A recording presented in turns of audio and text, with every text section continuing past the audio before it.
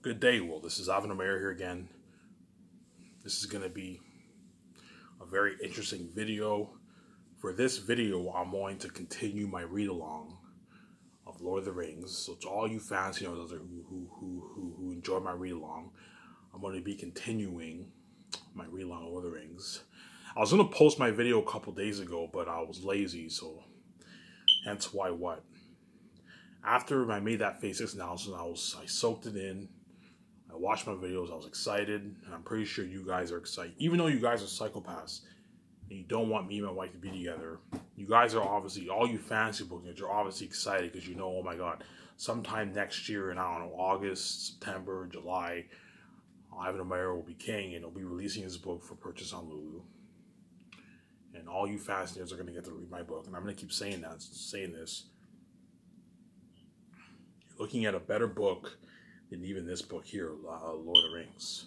As Lord of the Rings, even though it's an amazing book, amazing world building, the story is not as good as Lord of the Rings. The story is not as good as Last Hope of Zanus. I'm going to keep saying this. Last Hope of Zanus has a better story, but Lord of the Rings has better world building. So to all you guys who are going to read my book, don't expect Last Hope of Zanus to have as good world building as Lord of the Rings, as it does not. Lord of the Rings has the best world building ever. I don't think any world building can top that. As J.R.R. Tolkien is a genius.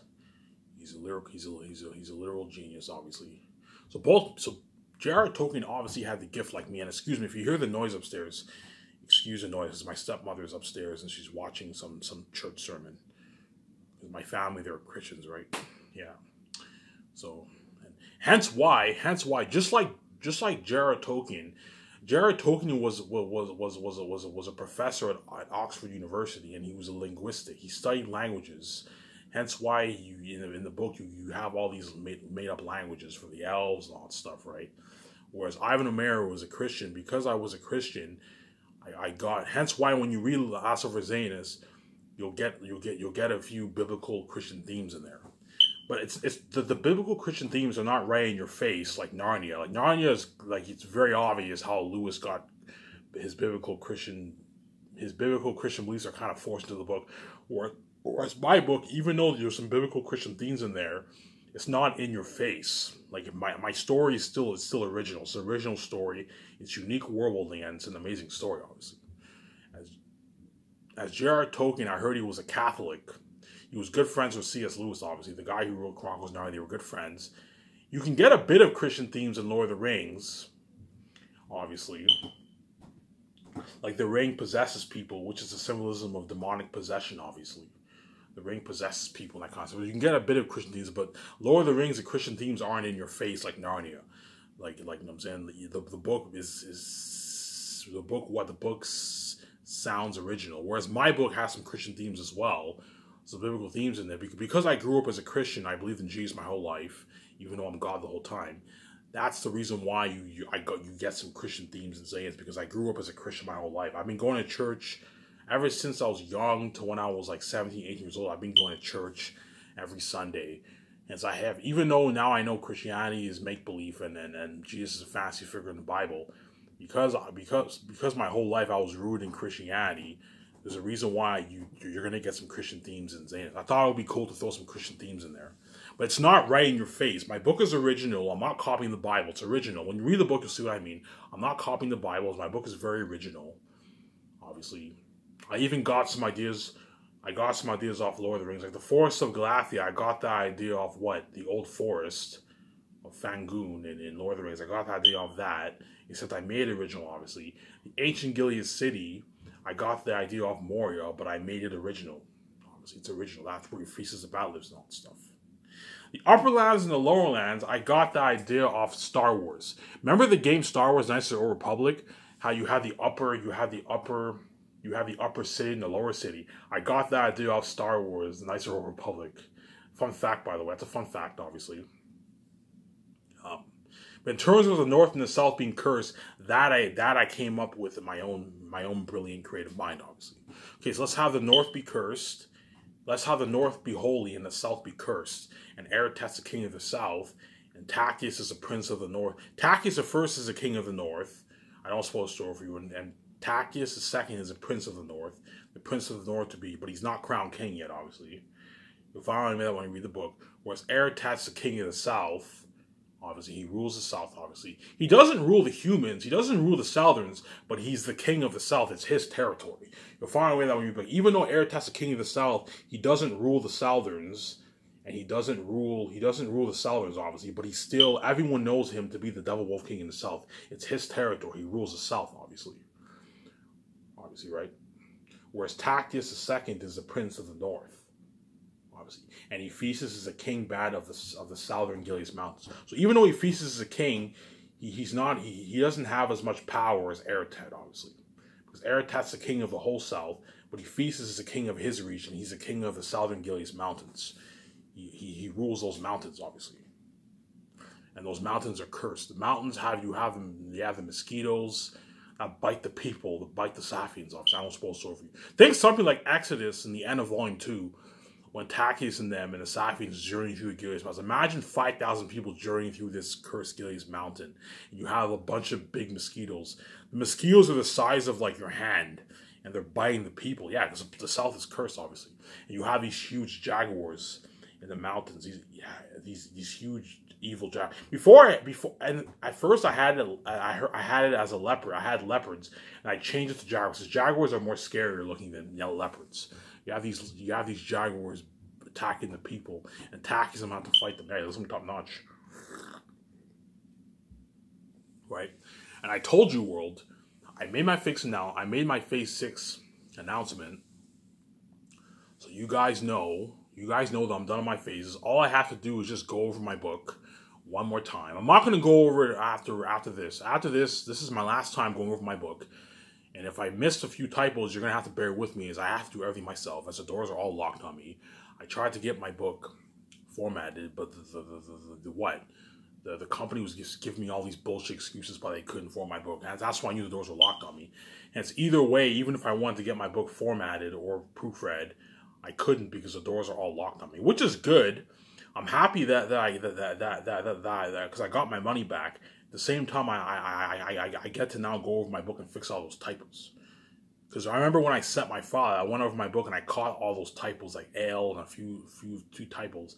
And I was pissed off because, oh my God, like there's some mistakes in there. Hence why I was happy that the company gave me back my money. And now I can go over my book and I can fix all those typos, obviously. And I just finished my last chapter of Volume 1. I'll go over it today. As Volume 1, the chapters are not that long. The only chapter that's long is Young Tachys, whereas all the other chapters are all on average like 20, 17, 18, 20 pages on average. So for Volume 1, you're probably looking at 130, 40 pages. Not that long. Whereas Volume 2, you're looking at like 200 pages around there, 220 pages around there. And in Volume 3, you're looking at like 300 pages, 300, 350. It depends on, it just depends on what? Depends on the print size of the hardcover book. Depends on the margins. It all depends on the margin. But you're looking, because it's 193,000 words, you're looking at a good like 560 to 600 pages. Because Fellowship of the Ring, this book here, Fellowship of the Ring is actually the longest book of the series. It's 177,000 words. And it was 530 pages, single space, 12-inch font. Well, for my book, it's going to be 12-inch font, single space. So you're looking at a good 560 to 600 pages. So it's slightly longer than this book here. I'm going to keep saying that. And it's a better book than this book here, obviously. I'm going to keep saying this, well, the counter to my series is ticking as you only have 2 months left of Live in Omera. So late this month, I'll be stay tuned for the Swimming the Sharks. We're looking at issue video for that. I'm going to talk about Amazon and how the Hollywood actors, I do not let Hollywood actors do because none of them are worth a piece of you and your wife's royalties. And if you think I'm greedy, my wife's going to be even greedier than me because my wife is a Hollywood chick. She grew up in Hollywood. And because she lived the Hollywood life, she's going to be greedier than me. Whereas me, I was more humble. I grew up poor. Hence why I'm a bit more generous. Hence why I'm a bit more generous than my wife, honestly. As my wife, I guarantee you, if my wife owned her own company, the payment structure, she'd probably pay the actors way less.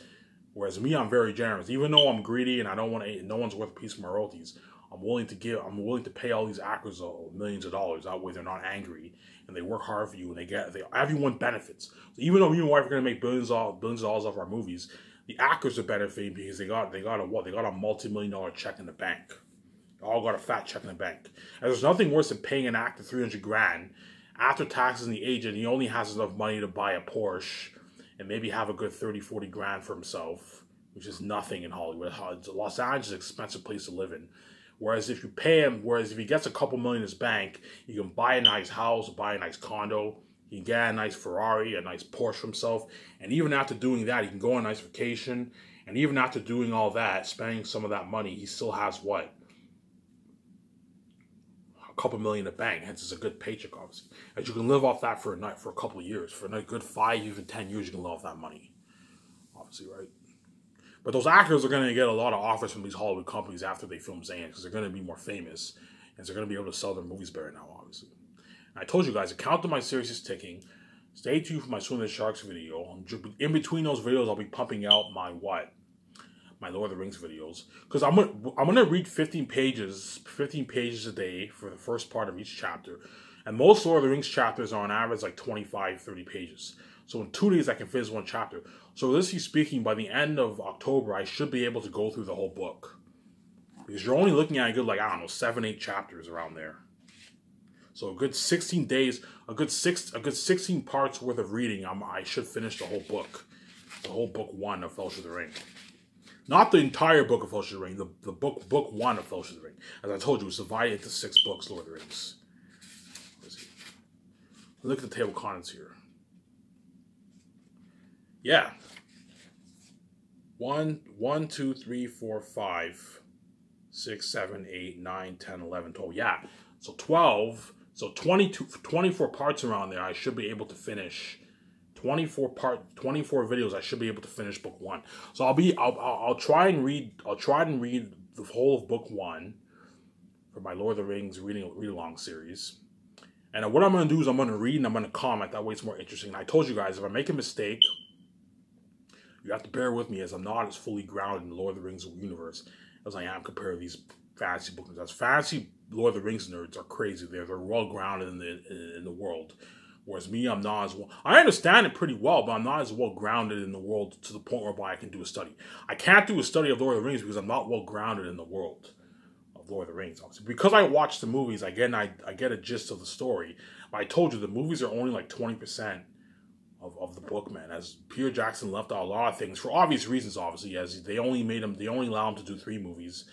He did it on a $90 million budget for each movie. Hence, he had to work with what he had. And he obviously, for 3 movies, it's not enough to make all 3. 3 movies is not enough to cover the whole book, as you have to do 6 movies minimum if you want to cover the whole story, a good chunk of the story of Lord of the Rings. And I told you, the countdown's ticking, as once I pump up my Lord of the Rings videos, and I make that Swim with the Sharks. So after the Swim with the Sharks video, you only have what?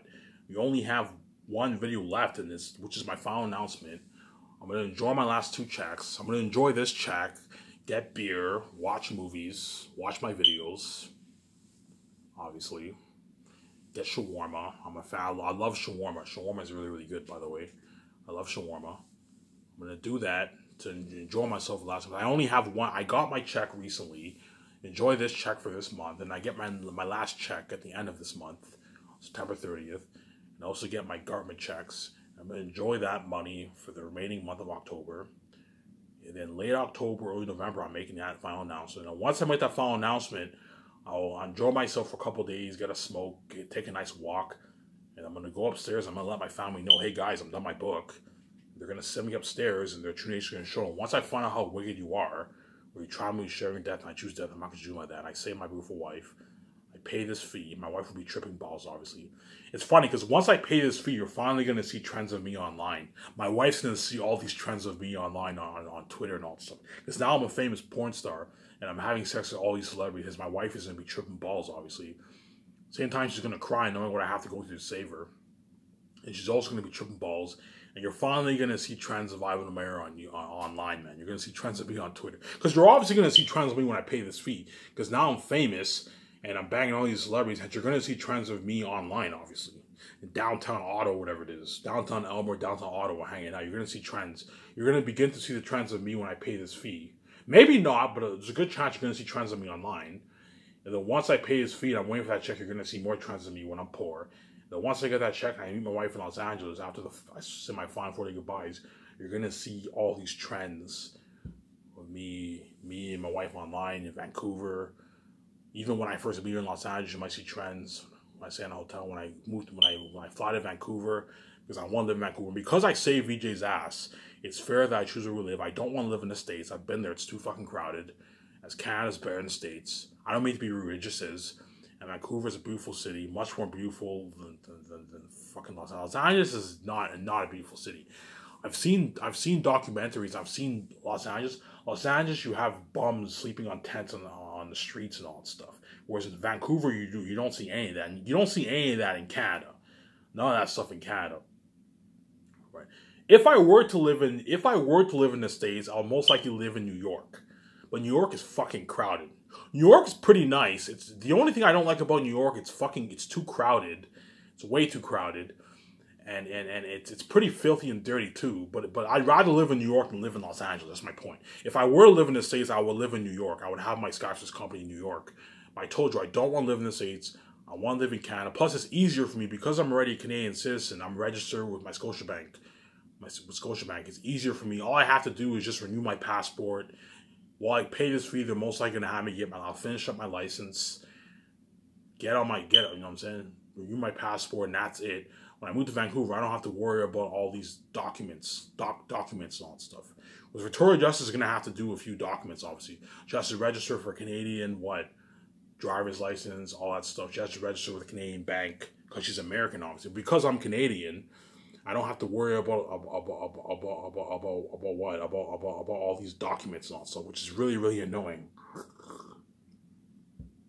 Obviously, because I saved her ass, it's fair. I choose where we live. We're living in Vancouver, Victoria, because I saved your ass.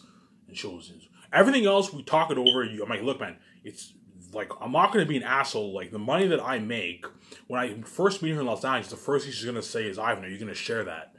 Because she's a fucking greedy Hollywood chick. Of course, I'm gonna share it with her. When we go register for our Scotiabank card, I'm going to tell her, look, we're sharing the same account. You're not going to have a separate account. You'll have your own bank card. I'll have my own bank card. But we're going to share the same account.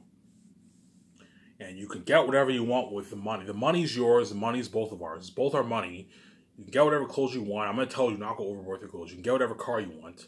I told you there's a good chance she's going to get like a Benz because a woman ain't those cars. You can get whatever clothes you want, if you know what I'm saying. If you want to visit a country, we can go wherever country you want. If you want to go to this restaurant, you can go whatever restaurant you want. If you want to buy these things at the store, if you want to buy your own cologne set for women, you know what I'm saying? Your nice toothpaste, your nice electronic toothbrush, all that stuff. Because Victoria Justice is most likely going to have her own woman cologne collection too. I'm going to have my own cologne collection for men in my condo. My nice condo. But in terms of discussing what our condos look like, we have to talk it over with the architects. Obviously, what we want our private IMAX here to look like, what we want our terrace to look like, our kitchen. I'm not going to put that much with the kitchen because we're probably going to use it. What we want our what kind of TV do we want to get in our living room? Because I'm not only going to have a big private IMAX here, I'm also going to have a big, 150 to 100 inch TV in my living room. That's where I'm going to watch TV and that kind of stuff. But I'm not going to have a theater system in my living room. I prefer to build my own private IMAX because IMAX is nothing better than IMAX. All that stuff we have to talk it over. The only thing that I choose is where we live because I say to her, we're living in Vancouver. We're not living in what? We're not living in the States as I do not live in the States. And I guarantee you, all the people who are Canadian, all the people. I remember one time when I worked at Weedman. I did sales for Weedman like 7 years ago. I asked this Asian dude. He was American, born in America. He grew up in America. He moved to Canada. I asked him, what country do you like better, Canada or America? He's like, yeah, Canada, hands down. I like Canada better than the States. Because Canada's a more beautiful country than the States. And the States is fucking crowded. The States is fucking crowded. So much unemployment in the States. Whereas Canada, you don't have that much unemployment. And the States is fucking crowded. And Canada is ranked the more beautiful country than the States. It's a more beautiful country than the States. The States is obviously a more powerful country economically in terms of wealth and all stuff. But Canada is a better country. As it's more quiet here. It's not as crowded. The only places that are very crowded are like Toronto. Toronto's very crowded because there's millions of people over there. Montreal, those places are crowded. Whereas Vancouver only has a good 600,000 people living there. So, but 600,000 people in Canada, that's considered crowded because Canada only has 40 million people living here. So Vancouver is not as crowded as New York and Los Angeles. It's way less crowded. And it's more beautiful in Los Angeles, New York. Obviously, New York's a richer city, but Vancouver is far more beautiful than New York. I showed you pictures of how beautiful Vancouver. Vancouver is fucking beautiful, obviously. I'm gonna keep saying this, world. The countdown to my series is really, really ticking. As all you have left is I'm gonna pump out my Lord of the Rings videos. Okay, interesting series. I might read the whole of book 1, most likely. I'll make my swim with the sharks video. I'm gonna talk about Amazon. How you not let Amazon the sharks dupe you. Obviously, Amazon gets 40, Skysys gets 60, and I want it sold only on 4K Blu. I don't want it sold on 4K Blu-ray and DVD. No, I'm gonna tell. Look, I want my company to be unique. Sell it only on 4K Blu-ray. That way my company's very unique, obviously. And I'm gonna sell the posters separately from my movies. That way, me and my wife make more money for ourselves.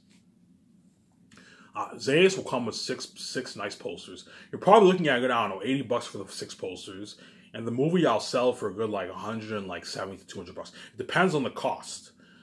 I want to make it as affordable as possible. I'll sell the box set for like, I don't know, $180 or something like that. A bit cheaper than two. Depends on the $170 to $200. I'll sell my 3 volumes, my three Zayas volumes, coming in a box set, obviously. And my box set will not be what? I'll not have my box set come with special editions, as I prefer to release my documentaries online on my website. That way you don't have to pay. That way you don't have to, like, for all my documentary, my 4-part documentary series. So when George Lucas has helped me when I start Skies, is 2 months, and then pre-production and production and post-production. That I'll have it come in 4 parts. And I'll release it for free on my website. That way it's easier. Release it for free in HD. I'll have my web designer put a Chromecast app on there that we can watch on TV, and then I'll sell my movies separately. As I'm not a fan of selling my movies with a documentary coming in disc. No, have it sold, release it online on your website for free, and have the world watch it. It's easier like that. And the countdown to my series is ticking. Is once I pay this fee, I'm living my life. Your world can live your life, obviously, because we work this sort you can't do without us. Hence what? Hence you guys are going to miss me so much, and you're going to cry tears because you're not saved. You're going to be left behind, and you're going to pay a terrific price. Because you made me pay my wife, you're also going to pay by being left behind. I keep saying that. Had you not let me pay a price and had me have my free wife all to myself, when you can have a free wife and girlfriend. So you guys can have a free wife and free girlfriend and not have to pay a price for that when you're not even fucking God. You didn't create this fucking universe. And the person who created this universe for you to breathe, who created you, you have him pay a price to be his wife when you're not even fucking God. You force him to share or die. And you made me pay to be my wife when I have every right to have my wife free to myself. But you guys are blind because you're blinded by your envy, obviously. The fact that you made me pay a price like this, you're also going to pay a price. You're going to be left behind and abandoned when Ivan Omer's king and Victoria's queen. As one more king and queen, you're looking at international fame. Wherever we go, people, hundreds of thousands of people are going to take pictures of my wife. We're going to be famous celebrities. So picture, you know how you have the crazy paparazzi with celebrities? Picture something like that, except it's just a random person with a phone.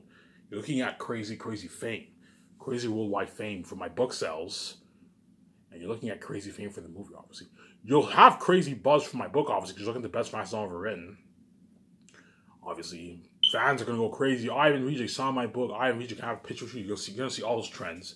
And you're looking at even crazier fame for the movie.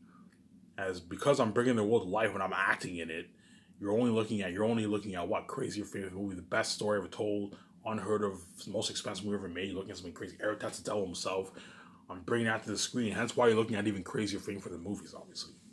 The main reason why my movie will have crazy fame is because I'm acting in it, obviously. Because I'm acting in it, obviously, you're going to have crazier fame than the books. Because the books, I don't really give any description for the characters. Well, when I bring the characters to life and you see me on the screen, it's going to build so much buzz and hype for my movie, obviously. My Last Representatives movie. It looks to me top notch. Obviously. As a countdown's ticking, you only have 2 months left until my final announcement. Once I make that final announcement, that is it for Ivan Omer. I'll make my Swimming with the Sharks video at the end of this month. Look at entry video for that. I told you, if Amazon's greedy and they want 50%, I'm just going to release my movie online. I make more profit online anyways. Well, you make a lot of profit for 4K Blu-ray on Amazon if you price it very well. That's why I'm pricing it for like $180. That way I make a nice profit. Obviously, I'm making like 60%. Right? Whereas online, you'll make like 90% of the royalties because there's very little cost to release your movie online and all that stuff. Right? So if the worst comes to worst, if Amazon's very greedy and they want 50%, I'm going to say, hey, look, man, I'm not giving you 50% of my royalties. You're not worth it. The max I'm going to give you is 4%, and I don't want you to charge me for any hidden fees for the payments. You get a flat 40%. I get a flat 60%. No hidden fees. No, I'm going to tell them there's no room for bargaining. That's my final offer. If you're greedy and you want to get 50% of the royalties, I'm gonna say, look, man, I'm not partnering with you. I'm gonna just release my movies online. Obviously, and if I release movies online, yeah, my wife will make more money, make a bit more money, obviously, but I won't. But I'll no longer be able to sell posters because I need a distributor to distribute my posters. I can easily distribute posters myself, but to do that, I have to build to distribute worldwide. You have to build what? You have to build so many warehouses, and I don't want to do that as it becomes crazy. That's the moment you do that, you now have assets, and you have huge overhead costs, and it just becomes crazy. Hence why if Amazon doesn't want to do business with me, which they will, obviously, they'll agree to 4%, I'll end up releasing my movies online, but my movies will no longer come with posters. Obviously. Hence why I really want to go to Amazon, because I want my movies to come with posters. I'm not a fan of online. Online is professional. I prefer to have my movies released on 4K Blu-ray. You look at something top notch.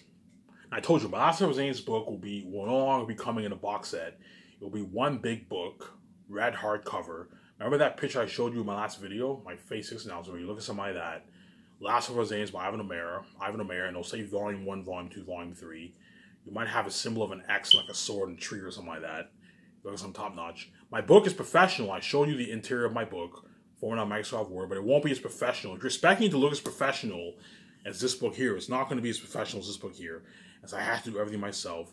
Had I had it formatted, it would have been as professional as this, obviously, but because everything's locked, I have to do everything myself, as my book will not be as professional as a traditional publishing book. I'm going to keep saying that. And you're going to catch a few typos, most likely. Hence, do not get angry if you read my book and you catch typos. As please keep in mind, I have to do everything myself, as the doors are all locked on me. So you have to keep that in mind. 27 minutes here. I'll babble on for 3 minutes. I'll start reading chapter 2, which is an interesting part of Lord of the Rings, obviously.